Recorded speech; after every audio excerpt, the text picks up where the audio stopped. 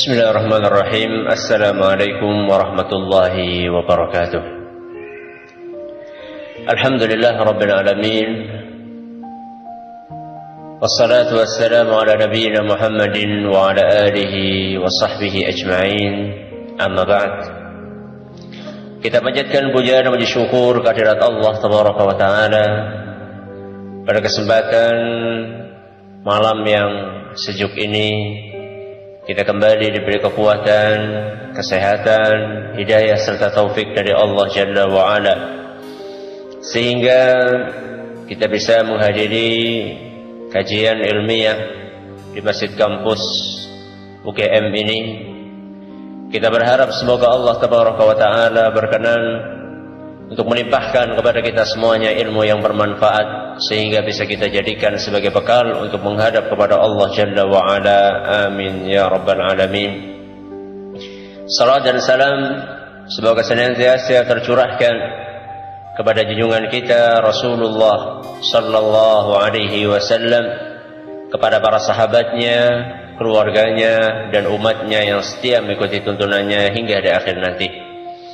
Kaum muslimin dan kaum muslimat yang kami hormati, ada sebagian kalangan yang memiliki sebuah prinsip. Ada sebagian kalangan yang memiliki sebuah prinsip. Apa prinsip dia? Prinsip dia 2 anak. Apa? Cukup. 2 anak cukup. Belum selesai. Belum selesai. 2 anak cukup. 3 anak lebih dari cukup. 4 anak 4 anak baik. 5 anak baik sekali. 6 anak ke atas istimewa. 7 anak seterusnya berapa? Istimewa sekali. Nah, ada sebagian orang punya prinsip seperti ini. Boleh nggak punya prinsip seperti itu? Boleh nggak? Boleh. Kenapa boleh? Dengan kata lain, prinsip memperbanyak anak. Ini boleh enggak? Boleh. Karena di dalam Islam, Nabi kita Muhammad sallallahu alaihi wasallam bersabda, "Tazawwaju al-walud al-wadud." Nikahilah wanita yang apa? Yang penyayang dan subur. Subur itu maksudnya apa? Gemuk? Bukan. Subur yang dimaksud di sini adalah subur apa? Banyak anaknya. Tazawwaju al-walud al-wadud fa inni mukathirun bikumul umama yaumal qiyamah. Karena saya bangga, kata Nabi sallallahu alaihi wasallam, pada hari kiamat nanti seandainya umatku banyak. Hadis riwayat Abu Dawud dan sanadnya dinyatakan sahih oleh Imam Al-Hakim. Jadi kalau misalnya ada orang punya prinsip memperbanyak anak, tidak apa-apa, bagus. Jadi tidak apa-apa ya, tidak apa-apa. Pertanyaan berikutnya, cukupkah satu prinsip ini? Cukup tidak? Tidak cukup. Kurang prinsip apa lagi? Prinsip berikutnya adalah memperhatikan pendidikan mereka. Jadi tidak cukup seorang itu hanya punya prinsip memperbanyak apa? Anak. Dia harus punya prinsip berikutnya apa? Memperhatikan pendidikan mereka. Karena kenapa saya katakan seperti ini? Karena sebagian kalangan timpang dalam mempraktekkan 2 prinsip tersebut. Dia rajin bikin anak, tapi tidak rajin untuk apa? untuk mendidik mereka. Dan dia telah mempraktekkan salah satu prinsip yang sunnah, dan dia mengabaikan salah satu prinsip yang wajib. Mendidik anak hukumnya adalah wajib. Kata Nabi SAW, kullukum ra'in wa kullukum mas'ulun an ra'iyyatih. Masing-masing dari kalian adalah pemimpin, dan kalian akan ditanya tentang apa yang kalian pimpin. Kemudian setelah itu Nabi kita SAW mengatakan, warrajulu ra'in ala ahli baitihi wa huwa mas'ulun an ra'iyyatih. Seorang bapak, seorang suami adalah pemimpin buat anggota keluarganya, dan dia akan ditanya oleh Allah Jalla wa'ala tentang amanah yang Allah berikan kepada dia. Begitu pula istri. Kata Nabi SAW, wal mar'atu ra'iyatun ala ahli baiti zawjiha wa waladihi wa hiya mas'ulatun anhum. Seorang wanita juga merupakan pemimpin, penanggung jawab untuk siapa? Untuk keluarganya dan anak-anak suaminya, dan wanita tersebut akan ditanya oleh Allah Subhanahu wa taala tentang amanah yang Allah berikan kepada dia. Hadis riwayat Bukhari dan Muslim. Bahkan di dalam hadis yang lain yang diriwayatkan oleh Imam Bukhari dan Muslim juga terdapat sebuah ancaman yang tidak ringan buat orang-orang yang mendapatkan amanah kepemimpinan, kemudian dia tidak menjalankan amanah tersebut dengan baik. Kata Nabi SAW, ma min 'abdin yastar'ihi Allahu 'azza wa jalla ra'iyatan. Seandainya seorang hamba diberikan amanah kepemimpinan oleh Allah Subhanahu wa taala, falam yuhitha bi nushih, kemudian dia tidak kuasa, tidak mampu untuk memberikan nasihat kepada orang-orang yang ada di bawah kekuasaan dia, lam yaruh raihatal jannah, orang tersebut tidak akan mencium harumnya surga. Jadi saya katakan tadi, prinsip yang kedua, prinsip memperhatikan pendidikan anak adalah merupakan prinsip yang wajib. Andaikan kita katakan yang pertama prinsip juga, memperbanyak anak adalah sunnah, dan memperhatikan pendidikan mereka hukumnya adalah wajib. Jadi jangan sampai kita timpang di dalam permasalahan ini. Banyak sebagian orang tua yang dalam perkara-perkara yang bersifat naluriah atau yang bersifat manusiawi, dia tidak memperhatikan kepentingan anaknya. Contoh, pernah ada kejadian setelah pengajian atau doroh seperti ini, biasa orang tua membawa siapa? Membawa anak-anaknya. Bagus, kebiasaan bagus membawa anak-anak menghadiri apa? Pengajian. Yang tidak bagus apa? Yang tidak bagus membiarkan anak-anak apa? Berkeliaran. Jadi bawa anak bagus, tapi jangan dibiarkan berkeliaran. Bahkan pernah ada kejadian, bukan hanya dibiarkan berkeliaran, ketika semuanya sudah pulang daurah, ternyata masih ada tersisa. Apa yang tersisa? Sampah? Jelas. Apa yang lain? Anak. Ada anak yang ketinggalan. Ada anak yang apa? Ketinggalan. Kenapa anaknya tidak teriak-teriak? Karena dia tidur. Subhanallah. Sampai anak ketiduran, sampai orang bingung, ini anaknya siapa? Jadi yang bingung bukan orang tuanya, yang bingung siapa? Orang lain yang menemukan anak tersebut. Ini anak siapa kok bisa sampai ketinggalan? Ini suatu yang bersifat naluriah, yang bersifat manusiawi. Kadang kita atau sebagian orang tua tidak memperhatikan hal tersebut. Ya. Mungkin ada orang yang beralasan, Ustaz sibuk Ustaz, istri saya sibuk, saya sebagai suami sibuk bekerja.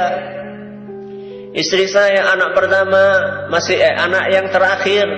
Anak yang terakhir anak keberapa? Anak yang ke-7 misalnya. Anak yang ke-9 enggak apa-apa. Anak yang ke-9 minta nenen, Ustaz. Belum selesai nenen, anak yang di atasnya, anak yang nomor berapa? 8. Minta disuapin. Kemudian anak yang nomor 7 ngompol, Ustaz, belum diganti apanya?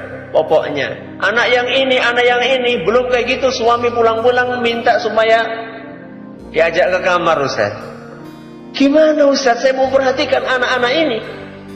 Gak mungkin badan saya dibelah menjadi 2. Saya katakan itu resiko. Itu resiko orang punya apa? Punya banyak anak. Jadi ketika kita akan melakukan sesuatu, kita harus pikirkan apa resiko yang akan kita hadapi. Ustaz, apa mungkin, Ustaz? Kalau kayak gitu kita solusinya punya anak 1 aja, Ustaz. Gak usah banyak-banyak. Punya anak 1 aja, biar diperhatikan dengan maksimal. Kalau ada orang ngomong kayak gitu, gimana jawabannya? Apakah jaminan anaknya 1 kemudian jadi anak yang soleh? Bukan jaminan. Kadang-kadang ada orang anaknya cuma 1 tapi apa? Akalnya luar biasa. Tapi terkadang ada orang yang anaknya 1 tambah 1 berapa? Anaknya 11, tapi Masya Allah, anaknya penurut, qurrata a'yun, betul. Qurrata a'yun. Kalau dipandang apa? Sedap, enak dipandang. Sebagian orang kalau punya anak, anaknya ya Allah, dari jauh aja, ini anak manusia atau bukan? Ya, kotor, ya, pakaiannya tidak terperhatikan. Maaf, yang namanya ingus itu sudah campur sama ludah, ya. Itu dalam masalah kebersihan, belum dibiarkan mainan 1 hari penuh. Tidak tahu anaknya kemana, ya. Ditanya anaknya kemana, bahkan sempat ada diumumkan di masjid, ya. Anak saya hilang 1 hari. Ya dibiarkan keluar, nggak diapa-apain, ya. Sibuk, ya itulah resiko. Ketika Anda memiliki prinsip yang pertama, harus dipikirkan prinsip yang berikutnya. Wah, apa mungkin, Ustaz, kita punya anak 10 dan semuanya menjadi anak yang saleh dan salihah, dan semuanya bisa diperhatikan pendidikannya? Apakah mungkin, Ustaz? Sangat mungkin. Kenapa tidak? Bagaimana caranya, Ustaz? Orang-orang yang diberi taufik dari Allah Subhanahu wa ta'ala, mereka lah insya Allah orang-orang yang bisa mencetak generasi yang saleh dan salihah. Untuk mendapatkan taufik itu bagaimana, Ustaz? Untuk mendapatkan taufik itu ya kita harus taat kepada Allah Jalla wa'ala. Jadi orang yang menginginkan mendapatkan taufik dari Allah Subhanahu wa ta'ala, dia harus taat. Dan bentuk ketaatannya bagaimana? Dalam masalah pendidikan anak, ya dia berusaha untuk mendidik anak sesuai dengan apa yang diajarkan oleh Allah di dalam Al-Quran dan oleh Rasul Sallallahu Alaihi Wasallam di dalam sunnahnya, dan juga berkaca kepada apa yang sudah dicontohkan oleh para ulama salaf. Itulah yang saya istilahkan dengan jurus jitu. Apa judulnya di sini? Antara makalah saya dengan judulnya beda. Kalau di makalah saya judulnya jurus jitu mendidik anak. Itulah yang saya istilahkan dengan jurus jitu mendidik anak. Dan pada kesempatan kali ini kami siapkan ada 5 jurus. Kenapa 5, Ustaz? Kenapa 5? Apakah karena jari ini 5? Bukan. Ada asbab nuzulnya. Ya. 5 ini karena kebetulan saat itu kami mendapatkan amanah untuk ngimami tarawih di Masjid Agung Purbalingga selama 5 hari. Setelah ngimami itu diberi amanah untuk memberi kultum. Jurus jitu itu saya kasih malam pertama jurus pertama, malam kedua jurus kedua, dan seterusnya. Makanya 5 jurus. Bukan berarti jurusnya cuma apa? cuma 5. Mungkin masih ada jurus yang lainnya, cuman karena kesempatannya cuma 5 hari, akhirnya cuma apa? 5 jurus saja. Dan bukan berarti yang menyampaikan jurus-jurus ini dia sudah mahir. Ya, bukan berarti yang menyampaikan jurus-jurus ini di kursi ini orang yang sudah mahir untuk memakai jurus itu, tidak. Walaupun malam ini saya pakai sabuk hitam, ya, bukan berarti saya mahir memakai jurus ini. Cuman kita sama-sama belajar. Kenapa perlu saya ingatkan hal itu? Karena saya khawatir nanti suatu saat antum ngelihat ana nggak sesuai dengan apa? Nggak sesuai dengan apa yang ana sampaikan. Ustadznya itu omdo. Apa omdo? Omong doang. Ya, kalau antum melihat ana ternyata tidak sesuai dengan apa yang ana sebutkan, ya tolong dinasehati. Ya, tolong dinasehati. Kita semuanya masih dalam taraf belajar. Makanya kadang-kadang saya baca makalah ini, kadang-kadang saya merenung juga. Saya ternyata belum bisa mempraktikkan apa yang saya tulis sendiri. Ya, kita semua sama-sama belajar. Kita semua sama-sama belajar. Kita mulai dari jurus yang pertama. Apakah jurus yang pertama? Jurus yang pertama, mendidik anak perlu ilmu. Mendidik anak perlu ilmu. Ilmu adalah merupakan salah satu kebutuhan primer setiap manusia dalam setiap lini kehidupannya. Termasuk di dalamnya ketika mendidik anak.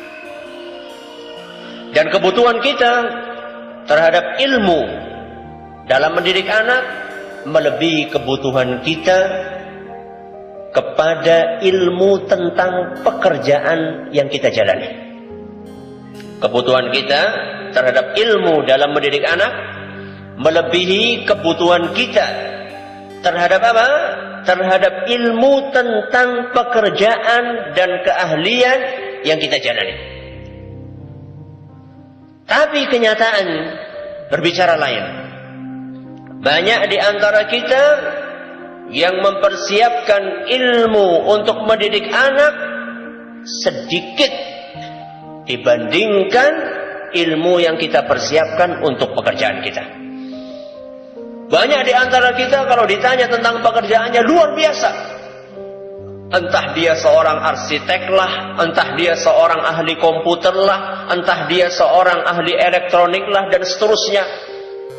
Ketika ditanya tentang pekerjaannya luar biasa dia menjawab dengan lancar. Tapi ketika ditanya tentang ilmu mendidik anak, banyak di antara kita yang diam 1000 bahasa. Dan ini adalah merupakan suatu kekeliruan yang perlu kita perbaiki. Kenapa? Karena kita mendidik anak itu 24 jam.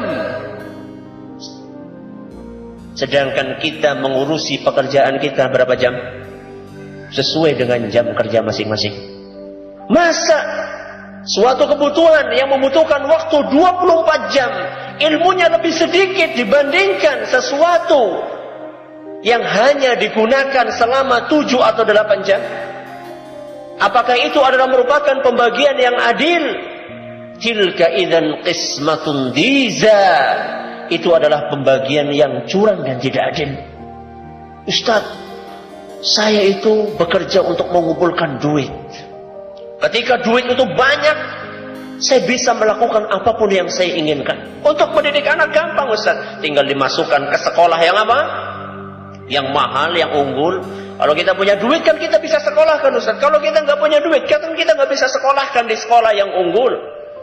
Kalau ada orang mengatakan seperti itu, jawabannya gimana? Kita katakan kepada orang tersebut, tidak setiap sesuatu bisa dibeli dengan apa? Dengan uang. Contoh, dengan uang kita bisa beli kasur yang empuk, kasur yang mewah. Apa? Spring bed. Apa yang mahal? Hah? King coil. Ya. Dengan duit yang banyak kita bisa beli kasur yang enak, ya. Kasur yang mewah, yang mahal.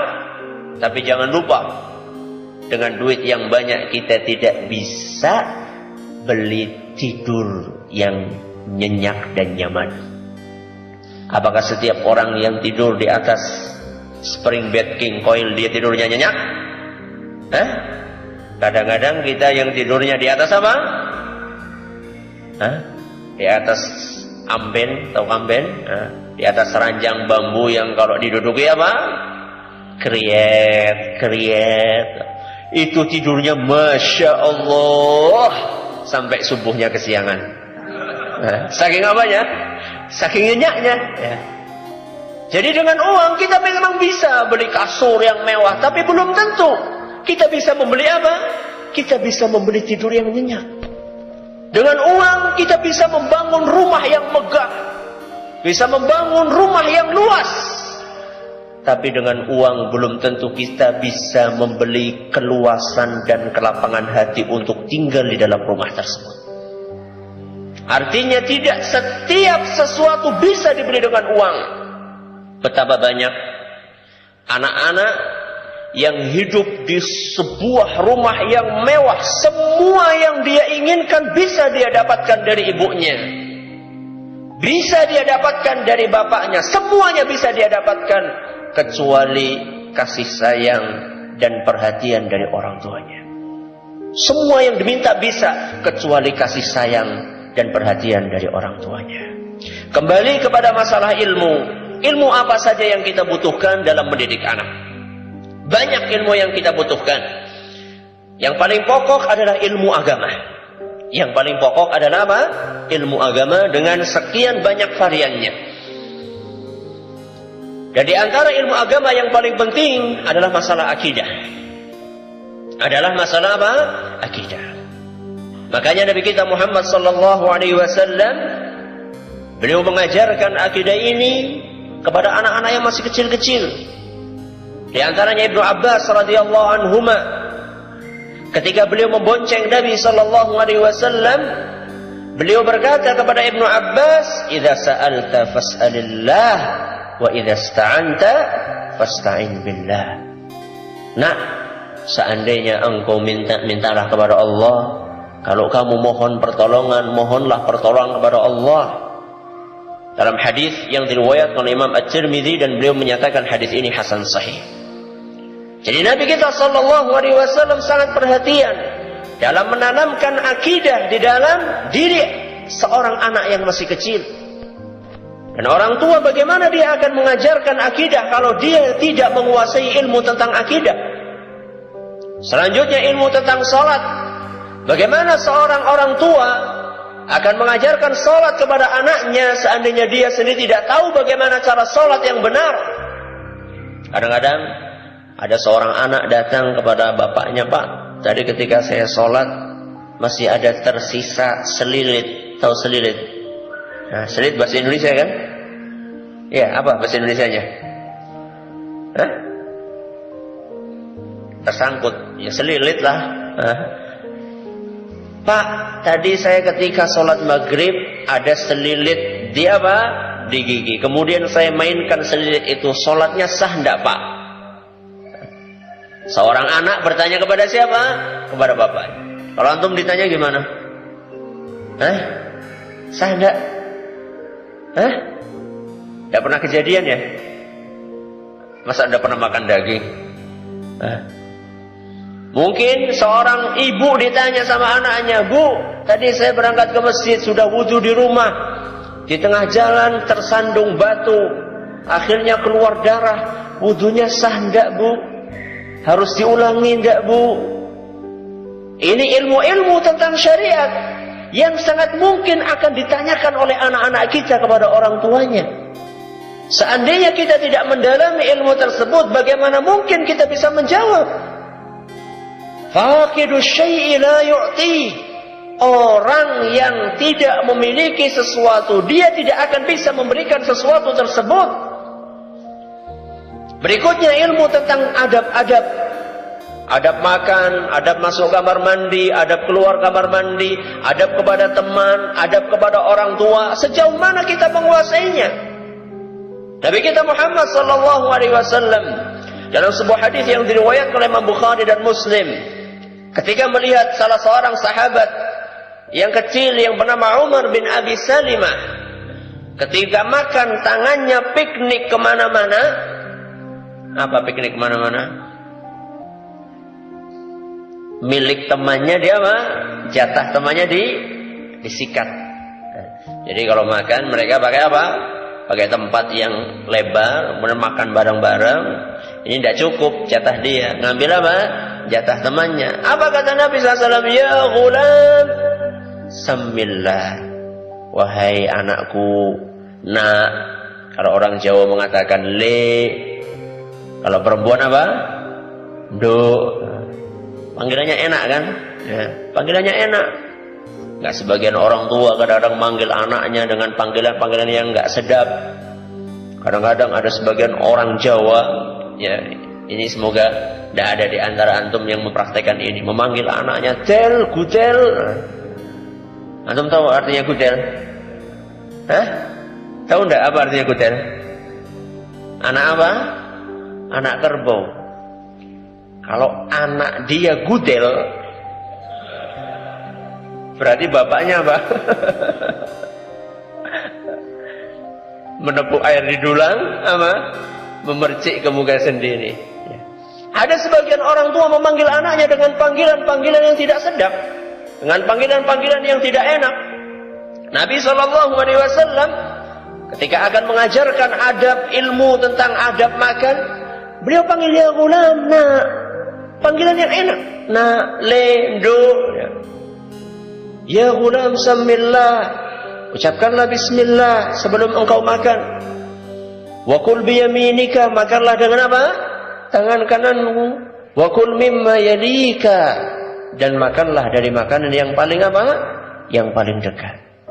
Lihatlah bagaimana Nabi SAW memperhatikan ilmu tentang akhlak, kemudian mengajarkannya dengan cara yang enak, ya, dengan cara yang lembut, dengan kata-kata yang simple. Yang ini harus kita pelajari. Ilmu tentang agama, tentang akidah, tentang sholat, tentang akhlak. Apakah cukup ilmu tentang agama? Masih butuh ilmu lain yang sangat diperlukan oleh orang tua. Ilmu apa? Ilmu bagaimana cara mendidik anak. Contoh, bagaimana menggunakan hukuman dan apa? Dan hadiah. Bagaimana menggunakan apa? Hukuman dan hadiah. Ini ada ilmunya. Hukuman dan hadiah adalah dua sejoli yang selalu dipakai di dalam agama kita untuk memotivasi orang untuk melakukan kebaikan dan menakut-nakuti mereka untuk melakukan keburukan. Baca dalam Al-Quran banyak sekali yang namanya motivasi dan apa? Dan ancaman. Motivasi kalau beramal soleh masuk surga, kalau melakukan maksiat masuk neraka. Dua sejoli. Ketika diterapkan dalam pendidikan anak, ada ilmunya. Ya. Tidak sembarangan. Ada sebagian orang tua yang saking sayangnya kepada si anak, begitu kelas 1 SD naik kelas 2 dikasih hadiah. Apa hadiahnya? Hadiahnya sepatu mungkin. Nanti kelas 2 naik kelas 3 kasih hadiah lagi apa? Nanti kelas 2, kelas 3 naik kelas 4, pokoknya hadiahnya semakin apa? Semakin mahal. Begitu lulus SD ke SMP minta hadiah apa? Sepeda. Nah, sepeda bukan sepeda yang murah. Kalau sepeda yang murah saya enak. Sepedanya mintanya Whimsicle. Nah, Whimsicle pun yang mahal. Nanti setelah itu SMP, tamat SMP masuk SMA, minta apa? Minta motor. Nanti SMA masuk S1 minta apa? Mobil. Dikasih juga sama bapaknya. Nanti lama-lama S1 masuk S2 minta apa? Minta helikopter.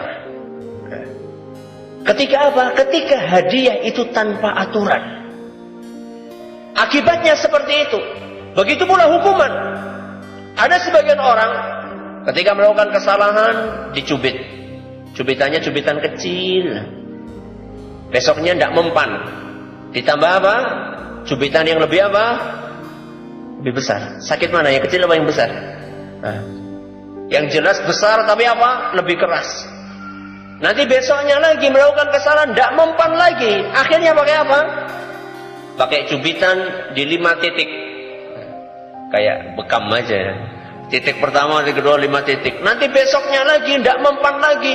Semakin lingkaran setan. Hukumannya semakin berat. Ya. Dan ini adalah orang-orang yang memberikan hadiah serta hukuman tanpa aturan. Ya. Di dalam memberikan hadiah, di dalam memberikan ancaman pun ada ilmunya, tidak sembarangan.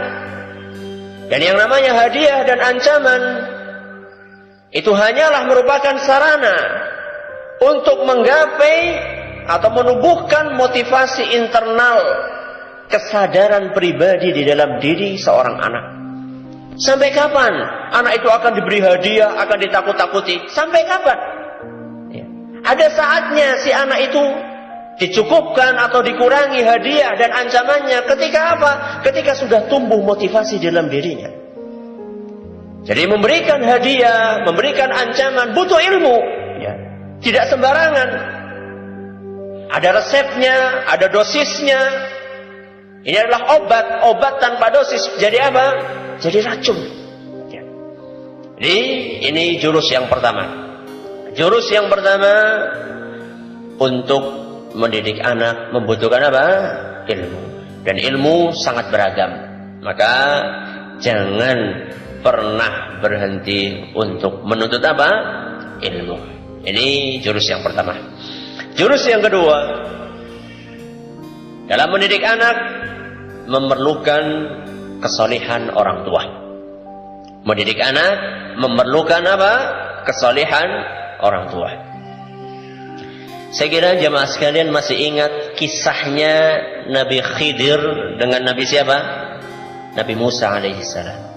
Di antara cuplikan kisahnya adalah ketika dua nabi tersebut masuk ke sebuah kampung dan penduduk kampung itu tidak mau apa? Tidak mau menjamu. Tidak mau menjamu. Ketika mau keluar dari kampung, Nabi Khidir menemukan ada sebuah rumah yang mau apa? Yang mau roboh. Dengan ringan tangan Nabi Khidir langsung apa? Memperbaiki rumah tersebut, dibangun seperti semula. Dan sama sekali tidak minta apa? Tidak minta upah kepada penduduk kampung itu. Nabi Musa kan terheran-heran. Akhirnya Nabi Musa protes. Protes kepada siapa? Kepada Nabi Khidir. Kenapa kamu nggak ngambil apa? Nggak ngambil upah? Tadi kita datang ke sini nggak dikasih makan, nggak dikasih minum apa-apa. Tahu-tahu sekarang kamu bangun nggak dikasih upah. Gimana? Kita lanjutkan insyaallah pada Isya. Kita lanjutkan pada Isya insyaallah. Wallahu taala a'la wa a'lam. Bismillahirrahmanirrahim. Alhamdulillahirabbil alamin wassalatu wassalamu ala nabiyina Muhammadin wa ala alihi washabbihi ajmain. Amma ba'd. Sampai jurus berapa tadi? Kelima. Kedua ini. Masih lama berarti. Antum siap ini sampai selesai? Malam ini akan saya turunkan ilmu ini kepada antum. Jurus yang kedua tadi sampai berhenti tentang kisahnya Nabi Khidir dengan siapa? Dengan Nabi Musa. Manakala Nabi Khidir membangun rumah yang mau ambruk. Ketika ditanya oleh Nabi Musa, kenapa kamu nggak meminta upah? Dan apa tujuan kamu membangun rumah ini?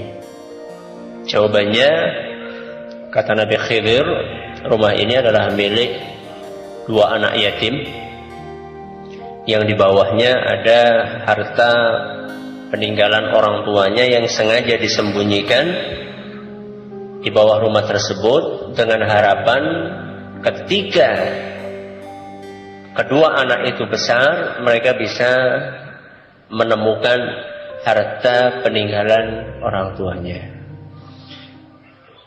Kata para ahli tafsir, ketika mereka membawakan kisah ini dalam Al-Quran surat Al-Kahfi ayat 82, Allah Subhanahu wa taala berfirman, "Wa kana abuhuma salihan." Kata Allah Subhanahu wa taala, orang tua kedua anak yatim itu dulunya adalah seorang yang sangat saleh. Jadi Allah menceritakan bahwasanya orang tua kedua anak yatim itu adalah orang yang sangat saleh. Makanya kata para ulama tafsir, di antara dampak kesalehan orang tua masih dirasakan manfaatnya ketika orang tua tersebut sudah meninggal dunia. Apa dampaknya? Allah Subhanahu wa taala menjaga keturunan orang tersebut. Di antara bentuk penjagaannya, harta yang ditinggalkan tetap terjaga dengan rapi dan akan sampai kepada anak dari orang soleh tersebut. Seandainya orang yang soleh, orang tua yang soleh, dampaknya terasa oleh anaknya setelah dia meninggal dunia, bagaimana seandainya orang tua itu masih apa? Masih hidup. Lah wong mas yang sudah meninggal saja, dampak positifnya masih dirasakan oleh si anak. Bagaimana seandainya orang tua tersebut masih hidup? Jelas dampak positifnya lebih besar dan lebih besar lagi. Apa urgensi kesolehan orang tua di dalam mendidik anak? Saya rasa semua di antara kita sepakat, semuanya pengen punya anak yang soleh dan apa? Saleh. Itu semuanya sepakat.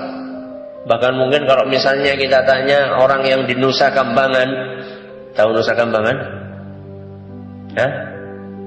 Guantanamonya Indonesia. Kalau kita tanya orang-orang yang Nusa Kambangan, para pembunuh, para pencuri, para perampok, ya, para koruptor. Kalau kita tanya, sebenarnya panjenengan itu cita-citanya apa sih? Apakah ingin menjadi koruptor seperti Anda? Tidak ada. Saya yakin semuanya jawabannya apa? Pengen jadi anak yang soleh dan solehah. Ini adalah merupakan ijma', kesepakatan orang tua. Ada khilaf di dalamnya? Tidak ada. Semua orang tua sepakat bahwasannya mereka semuanya pengen memiliki anak yang soleh dan solehah. Tapi yang disayangkan, banyak di antara orang tua tersebut yang dia lupa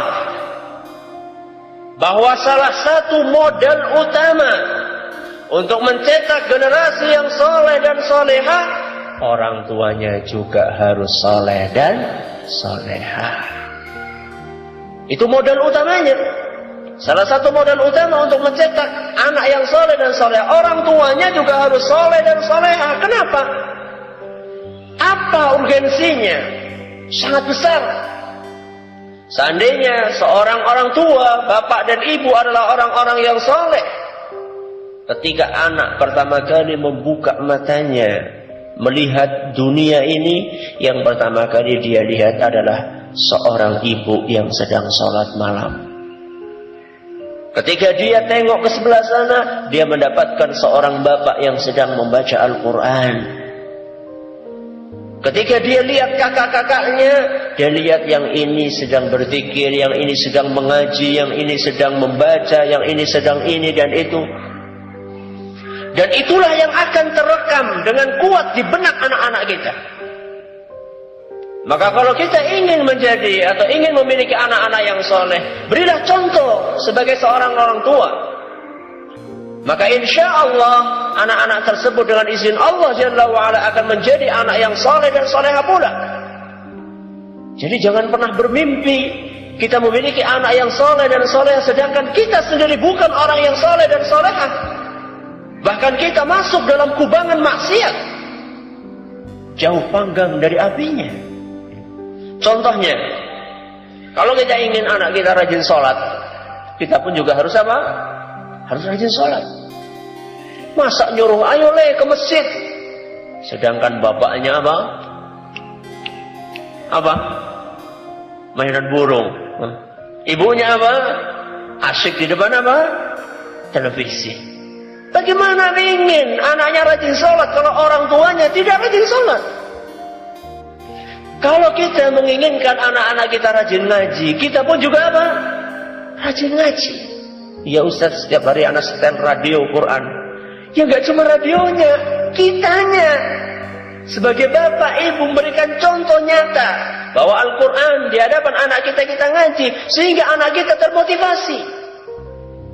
Setiap hari kita mengejar-ngejar hafalan anak kita. Ketika ditanya, Bi mau setoran, sebentar Qurannya mana? Abinya juga tidak apa? Tidak hafal. Memaksa anak untuk membaca Al-Quran, menghafal Al-Quran, sedangkan kita tidak membaca dan juga tidak menghafal Al-Quran. Dan sangat dampaknya luar biasa. Dampaknya luar biasa. Ketika kita memerintahkan sesuatu, kita mengerjakannya. Baik secara syar'i maupun secara dampak psikologis buat si anak. Anak bisa saja sekarang mengatakan, lah, Abi ini jargoni. Apa artinya jargoni? Ngajar, tidak mau apa? Tidak mau melakoni. Abi itu nyuruh ngaji, tapi tidak mau ngaji. Abi itu nyuruh sholat tahajud, abinya juga jarang sholat tahajud. Gimana Abi? Itu kalau anaknya berani. Tapi jangan dipikir ketika, oh anak-anak tidak pernah Ustaz ngomong kayak gitu. Iya, karena takut sama antum. Ya. Tapi kalau dia berani, dia bisa berbicara, dia akan berbicara. Dia akan berontak. Masa saya disuruh kayak gini? Bapak saya tidak mau melakukan seperti itu. Gimana? Ya. Kalau kita ingin anak kita jujur, mulailah dari diri kita berkata jujur. Ternyata masih banyak di antara orang tua yang tidak jujur dalam bertutur kata. Hanya dalam rangka untuk menghindari permintaan anak misalnya. Kita masuk kantor jam 7:30. Masuk kantor jam 7:30. Kesiangan bangunnya, sudah siap berangkat jam 7:30 kurang 5 menit. Padahal jarak tempuhnya 5 menit seandainya naik motor 100 km per jam.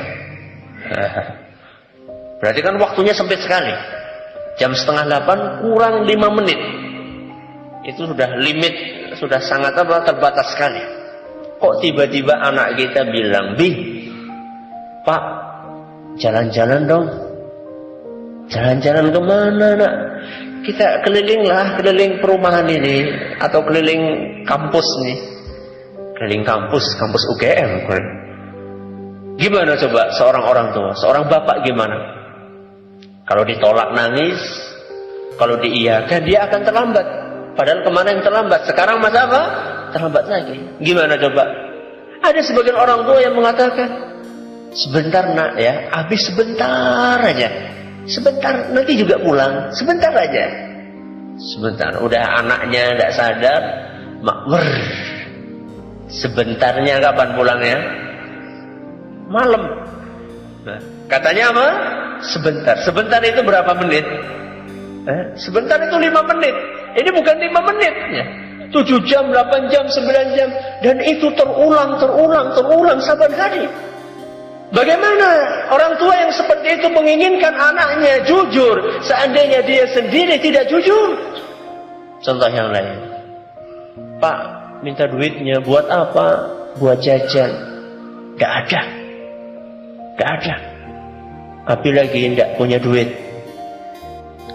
Baru 3 menit ngomong ini, tok. Siapa? Tukang kredit. Tukang apa? Kredit. Mau nagih apa? Kreditan barang. Oh iya, silakan sebentar. Keluarkan dompet.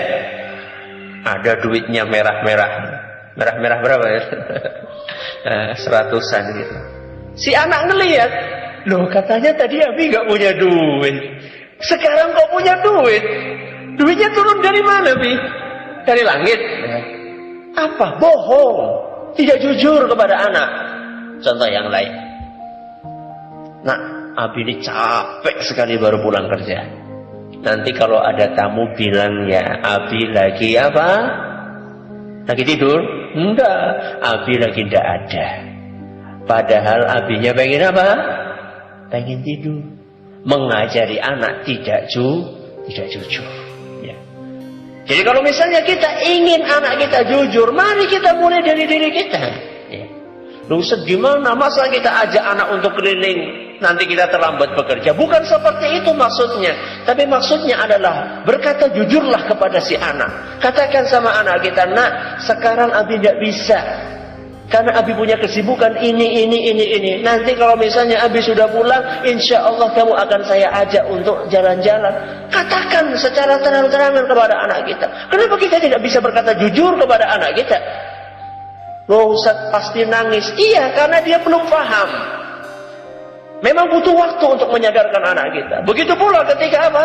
Ketika anak kita minta jajan, sedangkan uang yang ada dalam diri kita, yang ada dalam dompet kita akan dipakai untuk hal lain yang lebih penting. Jelaskan ya, dengan jujur kepada anak-anak kita. Walaupun dia pertama kali tidak paham, tapi dengan berjalannya waktu dia pun akan paham. Jadi jurus yang kedua, kalau kita ingin anak kita soleh, mari kita tempa diri kita untuk menjadi orang yang apa? Yang soleh pula. Jurus yang ketiga, mendidik anak perlu keikhlasan. Mendidik anak perlu keikhlasan. Ikhlas adalah merupakan ruh bagi setiap amalan. Amalan yang tidak disuntik dengan ikhlas bagaikan jasad yang tidak ada ruhnya. Termasuk jenis amalan yang harus kita suntik dengan ikhlasan adalah mendidik anak. Kita berusaha meniatkan di setiap aktivitas pendidikan anak kita, atau bahkan aktivitas yang lainnya yang berkenaan dengan anak kita, kita berusaha untuk semuanya dalam rangka mencari keridhaan dari Allah Jalla wa'ala. Baik itu dalam masalah membanting tulang pun, kita berusaha untuk ikhlaskan setiap perbuatan kita demi keberhasilan kita untuk mendidik anak yang soleh dan solehah. Apa kekuatan ikhlas? Banyak kekuatan yang akan dihasilkan oleh keikhlasan. Satu, dengan keikhlasan suatu aktivitas akan terasa ringan. Dengan keikhlasan suatu aktivitas akan terasa ringan. Mendidik anak mulai dari proses membuatnya, kemudian melahirkannya, kemudian mendidiknya, dan seterusnya adalah proses yang panjang dan berat. Berat enggak? Hah? Berat enggak? Enggak? Masya Allah, enggak berat. Hah? Berat? Berat sekali. Pernah suatu ketika, sekitar 7 tahun atau 8 tahun yang lalu, ketika saya masih pengantin baru, ketika saat itu saya masih sangat romantis dengan pasangan. Sekarang juga insya Allah romantis. Sekitar 8 tahun yang lalu, saat itu Ana pernah mengadakan kesepakatan untuk mengganti pekerjaan istri memasak selama 1 hari. Ini ingin memberikan apa? Memberikan perhatian kepada istri. Saat itu Ana dengan kakak ipar Ana. Siapa? Ana Zaid. Saat itu kami berdua sudah, Mas, sekarang hari ini istri kita bebaskan. Mereka biar apa? Bukan dibebaskan dari penjara ya, maksudnya dibebaskan. Pokoknya sekarang yang akan masak kita berdua. Ya, tidak apa-apa, insya Allah. Akhirnya istri kita, ya ngapain lah, pokoknya istirahatlah. Bukan 1 minggu, 1 hari. 1 hari aja ya. Akhirnya kita masak saat itu. Ingat anak masak apa ya saat itu? Kalau nggak salah sayur bening, terus apa, goreng tempe kalau nggak salah, terus bikin sambal, terus apa lagi lah. Cuma berapa item aja, mungkin 4 item aja, 4 jenis masakan. Tahu nggak selesainya jam berapa? Kira-kira selesai jam berapa? Mulai jam 6, selesainya jam 10 pagi. Padahal masaknya apa? Sayur bening, goreng tempe, kemudian nyambel, terus apa lagi lah, pokoknya enggak banyak enggak.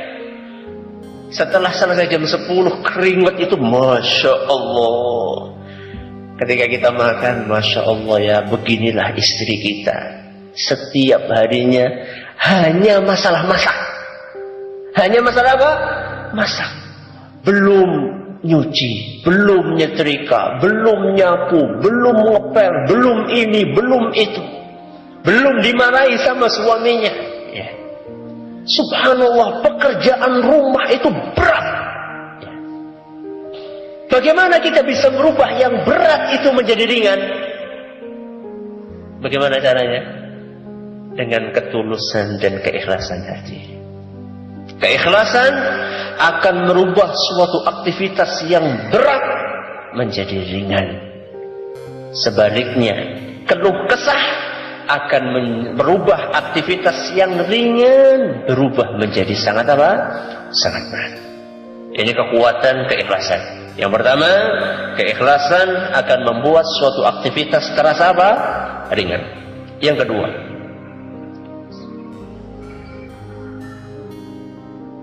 dengan keikhlasan, ucapan kita akan berbobot.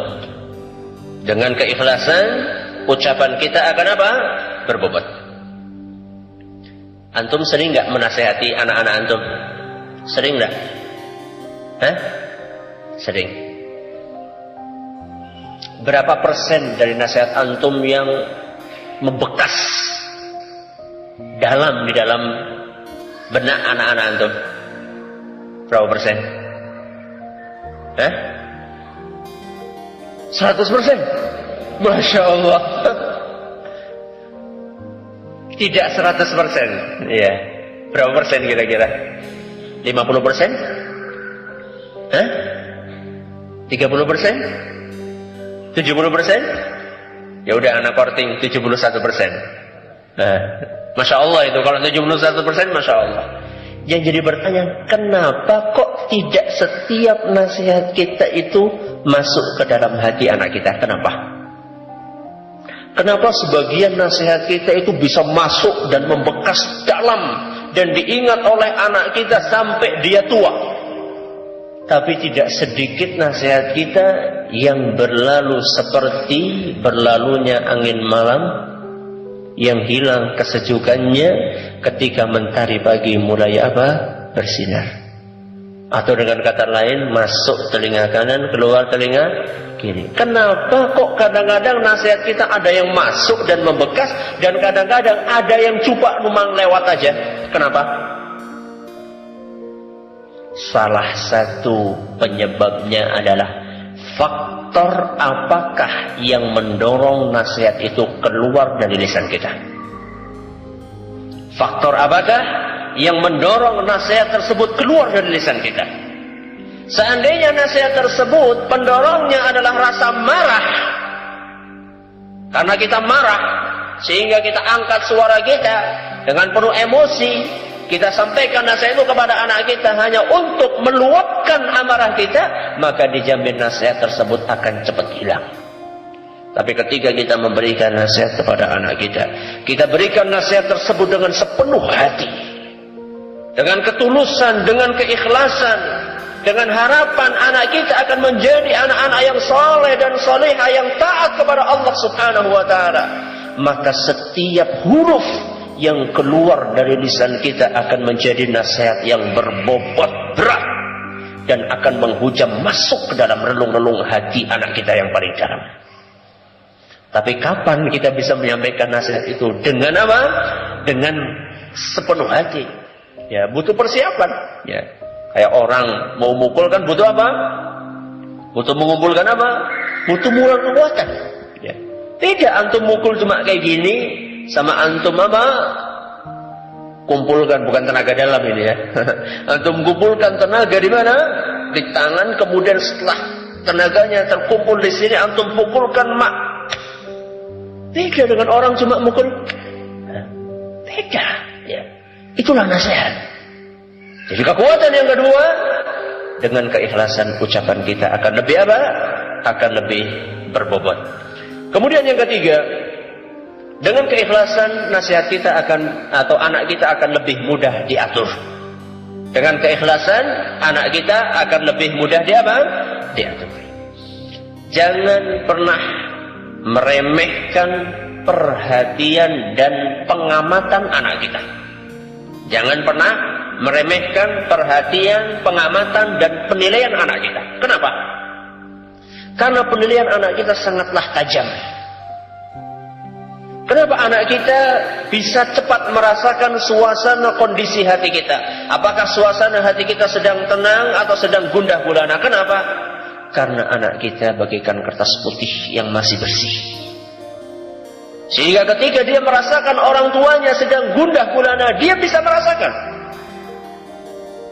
Maka dia bisa membedakan antara tatapan kasih sayang dari kita dengan pandangan amarah kepada dia. Maka ketika anak kita merasakan setiap elusan tangan kita adalah karena keikhlasan, setiap tatapan kita karena keikhlasan, kemudian setiap ucapan dan nasihat yang kita ucapkan kepada anak kita juga didorong karena keikhlasan, karena ketulusan yang ada di dalam hati, dan itu dirasakan oleh mereka, maka insya Allah mereka akan lebih mudah untuk diatur. Lain halnya ketika kita mewujudkan atau memberikan hukuman atau menyampaikan nasihat, dorongannya adalah karena kita ingin meluapkan amarah yang tidak bisa diluapkan di tempat kita kerja, maka satu anak pun bisa merasakan bahwasanya si orang tua tidak sedang ikhlas dan tulus ketika menyampaikan nasihat, sehingga si anak susah untuk diatur. Maka mulailah dari sekarang berlatih untuk ikhlas dari aktivitas yang paling kecil. Contohnya apa? Malam-malam jam 12 lagi enak-enak tidur, tahu-tahu apa? Tahu-tahu apa? Pipis. Yang lain apa? Apa? Susu. Nah, kira-kira kalau antum pernah nggak mengalami seperti itu? Pernah. Saat itu bagaimana antum bikin susu saat itu? Dengan tulus, ikhlas gitu? Gimana coba kira-kira saat itu gimana coba bikin susunya gimana? Yang penting jadi apa? Yang penting jadi susu. Udah nggak memperhatikan takaran kan? Entah gulanya berapa, susunya berapa, yang penting jadi susu. Target utamanya apa? Membungkam anak kita supaya tidak nangis. Itu kira-kira ada dampaknya nggak buat susu yang diminum itu? Ada nggak? Ada, jelas ada. Beda antara orang yang membuat susu dengan tulus, dengan peresapan sampai ngantuk-ngantuk, saking meresapinya ya. Beda antara orang yang ketika mengaduk susu itu dengan keikhlasan, dengan harapan, ya Allah, semoga ketika susu ini diminum oleh anak saya akan menumbuhkan daging di dalam tubuh, dan tubuh tersebut akan digunakan untuk ketaatan kepada Allah Subhanahu wa taala. Semoga dengan susu ini anak-anak saya menjadi kuat beribadah kepada Allah Jalla wa Ala. Tubuhnya menjadi sehat sehingga dia mau mengkaji agama ini dengan serius. Beda ketika susu itu kita aduk dengan penuh peresapan tersebut dengan susu sekedar jadi, yang penting anak kita cepat diam. Beda. Mari kita mulai ya. Dari kecil, dari hal-hal yang kecil mari kita biasakan. Ketika kita menyuapi anak kita, banyak orang menyuapi yang penting cepat apa? Cepat selesai, cepat habis satu piring, makanya kadang nyuapnya apa? Sampai kasihan anak-anak kita sampai dipaksa untuk memakan porsi yang bukan apa? Yang bukan ukurannya. Udah cepat sana, cepat ini, biar cepat selesai. Beda antara orang yang Masya Allah dengan nggak ada unsur magicnya ya. Antara kita memberikan suapan ini kepada anak kita dengan penuh keikhlasan, jelas sangat berbeda. Maka itu perlu latihan. Perlu latihan, dan bukan berarti, sekali lagi, bukan berarti yang ngomong ini ya, bukan berarti yang ngomong ini sudah ikhlas dalam setiap apa yang dilakukannya tidak. Tapi kita semuanya masih dalam taraf belajar. Jurus yang keempat. Mendidik anak perlu kesabaran. Mendidik anak perlu apa? Kesabaran. Sabar adalah merupakan salah satu syarat mutlak bagi mereka yang ingin berhasil hidup di dunia. Bagi mereka yang ingin survive dalam menghadapi tantangan hidup. Kenapa? Karena hidup di dunia tidak akan lepas dari susah dan senang, dari sedih dan bahagia, dari musibah dan nikmat, dari menangis dan tertawa, dari kemiskinan dan kekayaan, dari kematian dan kehidupan. Tidak akan lepas dari ini semuanya. Dan di antara fase kehidupan yang membutuhkan kesabaran ekstra adalah ketika kita mendidik anak kita. Kenapa? Karena waktunya panjang dan pekerjaannya berat, makanya membutuhkan kesabaran.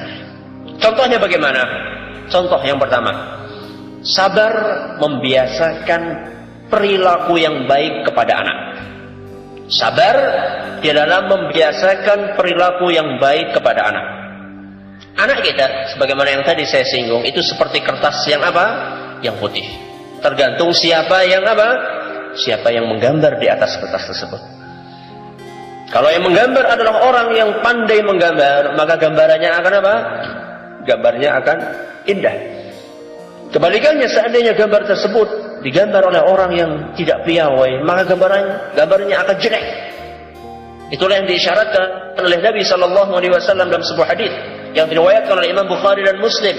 Ma min mauludin illa yuladu 'alal fitrah. Setiap bayi itu lahir dalam keadaan fitrah, dalam keadaan bersih, suci. Ya. Maka ketika kita ingin membiasakan, saat itulah saat yang tepat. Ya. Saat yang tepat untuk membiasakan anak kita berbuat baik adalah ketika dia masih kecil. Anak kita itu ibarat gelas masih apa? Masih kosong. Tergantung siapa yang mengisi gelas tersebut. Gelas yang kosong ini bisa diisi dengan apa? Bisa diisi dengan air putih. Gelas yang kosong ini bisa diisi dengan air susu. Gelas kosong ini bisa diisi dengan air teh. Dan jangan lupa, gelas ini juga bisa diisi dengan whisky. Bisa diisi dengan apa lagi? Hah? Dengan minuman keras, bisa diisi dengan racun. Tergantung siapa yang mengisinya. Maka saat yang paling tepat untuk mendidik anak kita berperilaku baik adalah ketika dia masih kecil. Dan mendidik anak ketika kecil itu tidak mudah. Makanya ada salah seorang ulama yang mengatakan, at-ta'dibu fis sighari kan naqshi 'alal hajari. Mendidik ketika kecil seperti mengukir di atas apa? Di atas batu. Mudah nggak ukir di atas batu? Susah. Keras, tok, lama, keras, ya. Butuh waktu. Tapi kalau sudah jadi, masya Allah. Begitu pula mendidik anak, butuh waktu. Anak diomongin sekali, nah kalau di masjid jangan apa? Jangan lari-lari. Ya sekarang. Besoknya apa? Ngulangi lagi. Besoknya nak, jangan lari-lari di masjid. Iya bi. Besoknya apa? Lari-lari lagi. Entah berapa hari kita ingatkan anak kita, tetap saja hari itu taat, besoknya ulang lagi. Hari itu taat, besoknya ulang lagi. Kayak siapa? Hah? Kayak siapa? Loh, buah kan tidak akan jatuh jauh dari siapa? Dari pohonnya. Nah, siapa lagi kalau bukan kayak bapaknya sama ibunya? Makanya harus sabar. Ya. Sebagian orang tua, masya Allah, rajin sekali membawa anaknya ke masjid. Tapi begitu sampai masjid, anaknya dibiarkan apa? Dibiarkan lari ke sana kemari. Wajar Ustaz, masih kecil, umurnya main-main. Iya wajar. Tapi apakah Nabi SAW melakukan seperti itu? Coba lihat bagaimana ketika Nabi SAW membawa cucunya Umamah. Dalam hadis riwayat Bukhari dan hadis riwayat Muslim, bagaimana Nabi SAW Apakah dibiarkan Umamah lari ke sana kemari? Dibiarkan enggak? Dia apa kan? Digendong oleh Nabi SAW. Digendong oleh Nabi, naik di sini. Nanti ketika Nabi SAW akan rukuk, diletakkan. Sujud, setelah sujud, ketika Nabi SAW akan bangkit, diangkat lagi, digendong lagi. Itulah perhatian Nabi SAW. Sebagian orang mengambil hadis ini sebagai dalil bolehnya membawa anak kecil kemana? Ke masjid. Betul. Itu betul.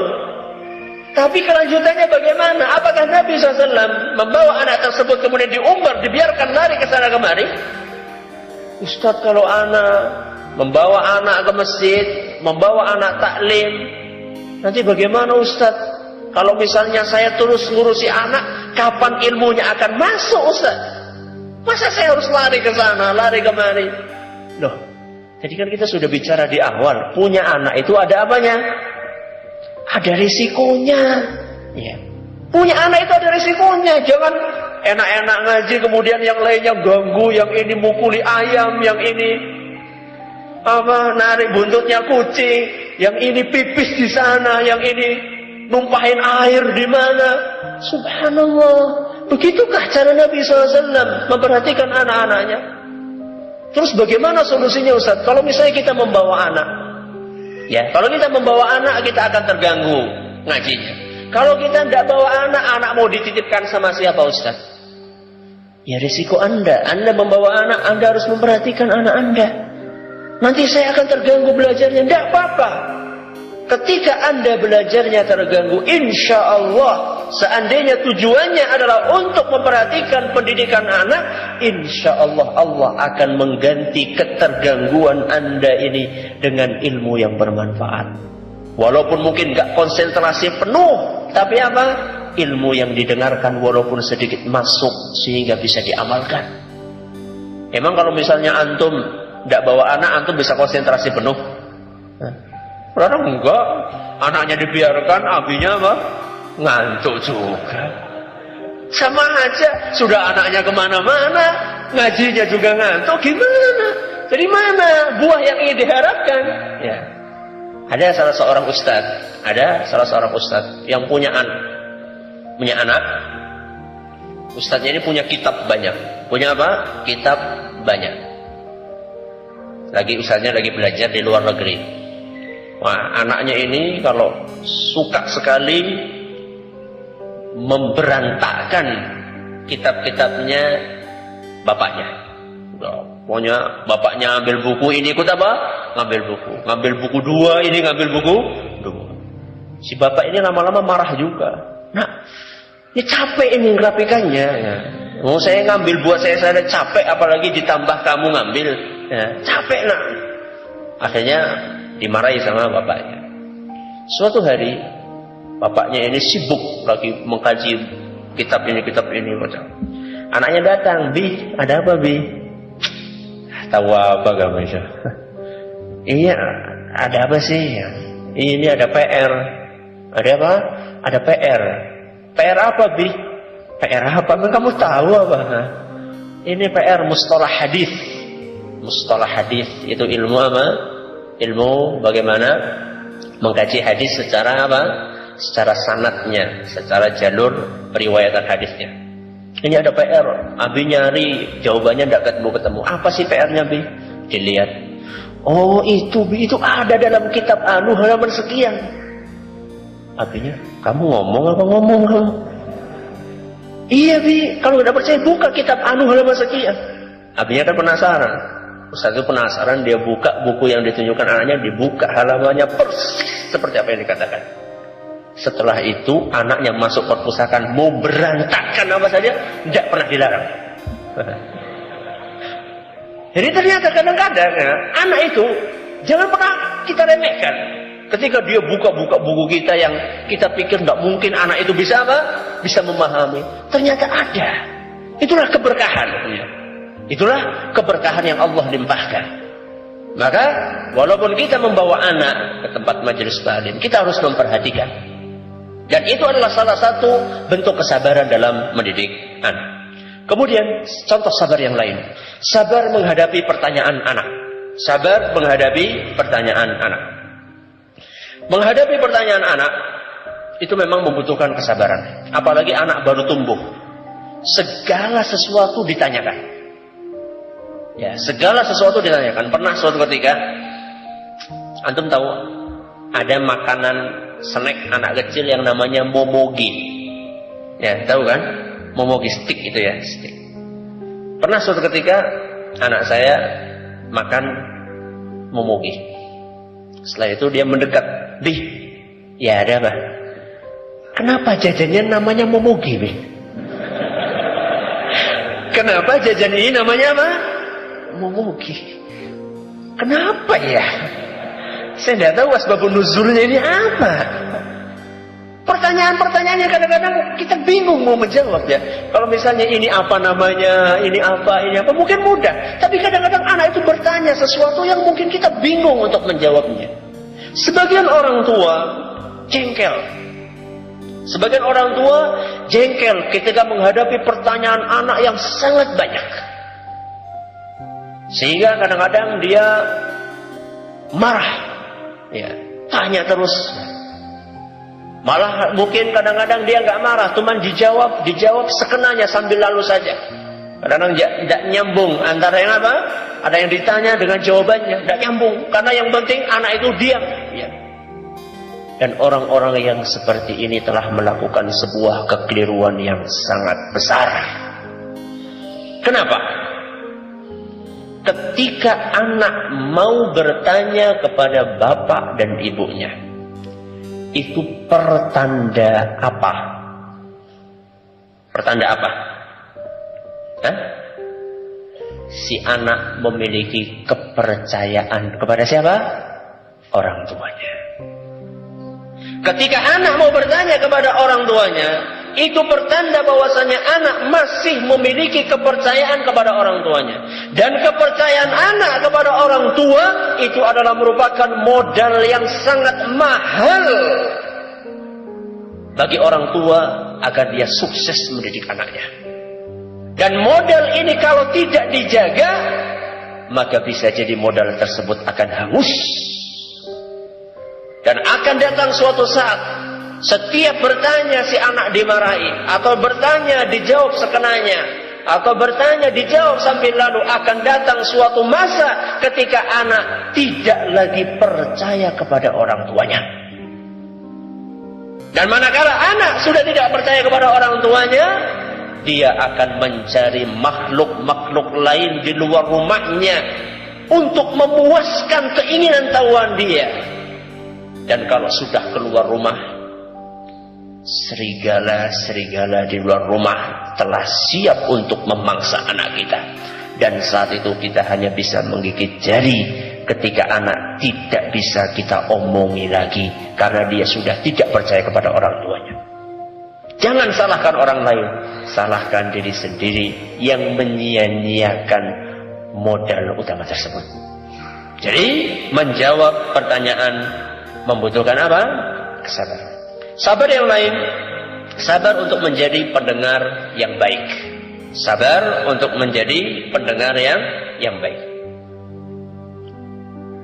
Tidak sedikit di antara orang tua yang menjadi pendengar yang buruk. Buat siapa?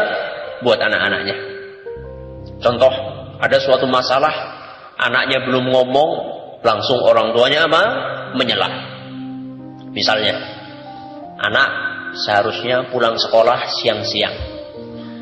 Tahu-tahu dia pulangnya menjelang maghrib dan tidak ada pemberitahuan sebelumnya. Mestinya kita kan jengkel sekaligus khawatir, anak saya di mana? Begitu anak kita pulang, apa yang kita lakukan? Langsung kita apa? Memasang posisi orang apa? Mau pemanasan, berkaca pinggang. Kemudian langsung tangan diangkat, apa? Keluarlah. Padahal si anak belum sempat apa? Belum sempat ngomong. Ketika anak mau ngomong, udah gak usah banyak alasan, Abi tahu kamu kan main PS kan? Udah gak usah banyak ngomong, kamu kan kayak gini kan, kamu kan kayak gini. Padahal bisa jadi anak kita punya argumen. Mungkin dia itu terlambat sekolah karena dia mendapatkan tugas dari sekolahannya sampai sore. Mungkin dia terlambat sekolah karena dia menjenguk temannya yang sedang sakit. Mungkin dan mungkin. Ya. Kenapa kita tidak menjadi pendengar yang baik buat anak-anak kita? Kita dengarkan apa argumen yang ingin dia sampaikan. Sebelum kita menyampaikan nasihat, dengar dulu apa yang ingin disampaikan oleh anak kita. Hargai dia. Ketika kita mau menghargai anak kita, maka anak kita pun nantinya akan menghargai orang tuanya. Tapi ketika kita tidak menghargai anak kita, tunggu saatnya ketika anak kita tidak menghargai orang tuanya. Sabar ketika emosi memuncak. Sabar ketika emosi memuncak. Para ahli psikolog mengatakan, dan ini juga bisa diambil dari beberapa hadis Nabi SAW. Ketika kita lagi marah, jangan menjatuhkan apa? Menjatuhkan hukuman. Ketika kita lagi marah, jangan menjatuhkan apa? Hukuman. Kenapa? Kenapa? Karena biasanya kalau orang lagi marah, menghukum tujuannya apa? Tujuannya untuk menyakiti, bukan untuk mendidik. Makanya kalau lagi marah, nyubit, kalau anak belum nangis, apa? Nyubitnya tidak akan dilepas. Itu pertanda apa? Pertanda tujuan nyubitnya itu bukan mendidik, tapi menyakiti dan mengungkapkan amarah kita, mengumbar amarah yang kita miliki. Dan itu tidak betul. Ya. Tujuan dari hukuman adalah untuk mendidik anak, bukan untuk menyakiti anak. Maka kalau misalnya kita lagi marah, berusaha untuk sabar. Berusaha untuk sabar dan mencari suasana lain sampai amarah kita turun, baru kemudian kita menyusun kira-kira hukuman yang pas untuk kesalahan anak itu kayak apa. Ya. Karena ketika kita sedang marah, kita tidak bisa untuk menyusun kira-kira hukuman apa yang cocok buat kesalahan dia. Kadang-kadang kesalahannya kecil, hukumannya besar. Nah, atau kesalahannya besar, hukumannya kecil. Karena kita tidak bisa apa? Tidak bisa berpikir dengan jernih. Jurus yang kelima, yang terakhir, mendidik anak perlu iringan doa. Mendidik anak perlu iringan doa. Seluruh apa yang disebutkan di atas semuanya adalah ikhtiar manusia. Dan ikhtiar manusia tidak ada apa-apanya manakala tidak diridhoi dan tidak dikehendaki oleh siapa? Oleh Allah Subhanahu wa taala. Maka walaupun kita sudah berusaha maksimal untuk ikhlas, untuk sabar, untuk mencari ilmu dan seterusnya, kita tetap membutuhkan bantuan dari siapa? Dari Allah Subhanahu wa taala. Makanya Nabi kita Muhammad sallallahu alaihi wasallam bersabda, "Thalathu da'awatin mustajabatin la syakka fihinna." Ada 3 doa yang pasti mustajab, tidak diragukan. Salah satunya apa? Doanya orang tua kepada siapa? Kepada atau untuk anaknya. Hadis riwayat Abu Dawud dinyatakan hasan oleh Syekh Al-Albani. Sejak kapan kita mendoakan anak kita? Sejak umur berapa? Hah? Sejak apa? Sejak hamil. Iya. Sejak bikin anak. Ya iya. Makanya Nabi Shallallahu Alaihi Wasallam mengajari kita supaya ketika berhubungan kita membaca apa? Bismillah. Duh, antum tidak baca ya. Makanya anaknya nakal-nakal nih. Bismillah, Allahumma jannibna syaitan wa jannibis syaitana ma razaqtana. Hadis riwayat Bukhari dan Muslim. Itu doanya. Jadi ketika kita membuat anak kita harus baca doa. Ya. Ini diajarkan oleh Nabi SAW. Tujuannya apa? Tujuannya supaya anak kita terjaga dari gangguan setan. Kata Nabi SAW, seandainya sebelum berhubungan suami istri kita membaca doa tersebut, kemudian Allah mengaruniakan keturunan, kata Nabi SAW, lam yadurrahu syaitan.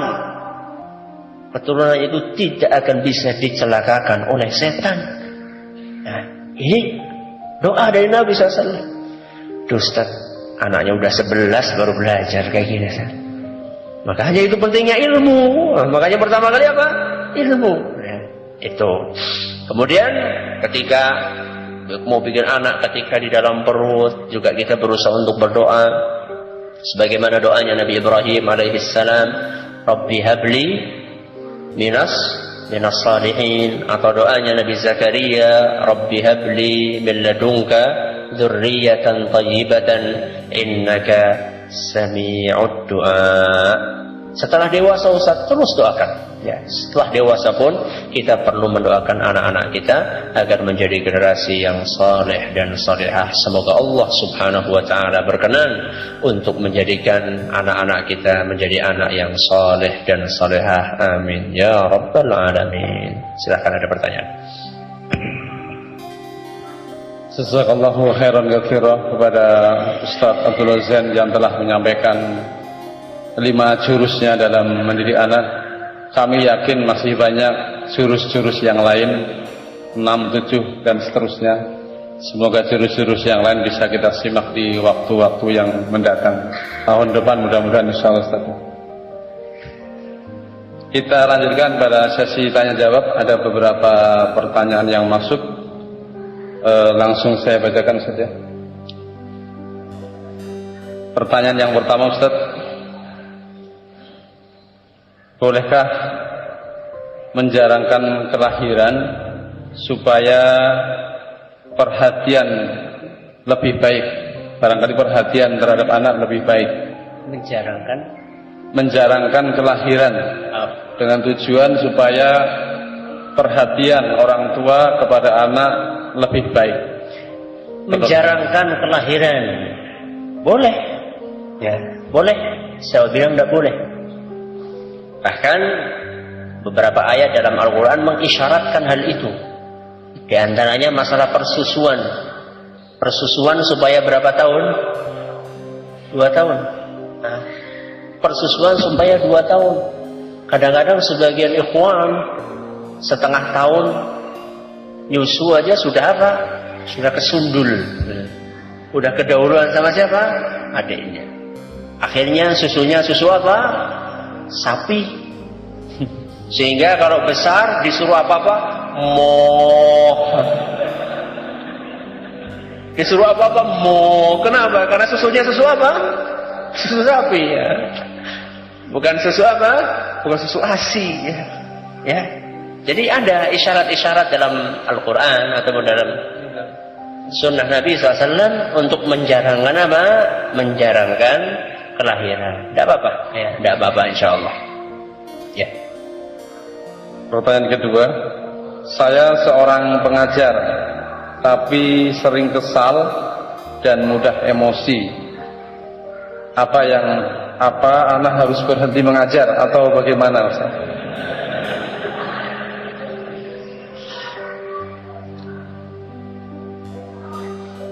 Oh, bukan solusi itu. Ya. Berhenti mengajar bukan solusi. Solusinya adalah Anda berusaha untuk apa? Berlatih menahan emosi. Ya. Makanya dalam Al-Quran Allah Subhanahu wa ta'ala berfirman, salah satu kriteria orang yang beriman, wal kadhiminal ghaidha. Salah satu kriteria atau sifatnya orang yang beriman adalah orang-orang yang menahan apa? Amarah. Apa maksudnya menahan amarah? Menahan amarah maksudnya adalah tidak mengumbar amarah itu dengan apa? Ucapan atau perbuatan. Jadi kalau misalnya antum marah,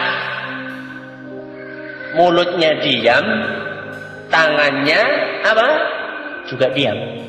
Itu namanya apa? Menahan marah. Wah Ustaz, ya tidak marem kalau kayak gitu Ustaz. Ya itulah yang namanya menahan marah. Dan Anda harus berlatih. Rasanya Ustaz kalau sudah marah, ya rasanya kalau anak yang depan kita tidak nangis itu rasanya gimana?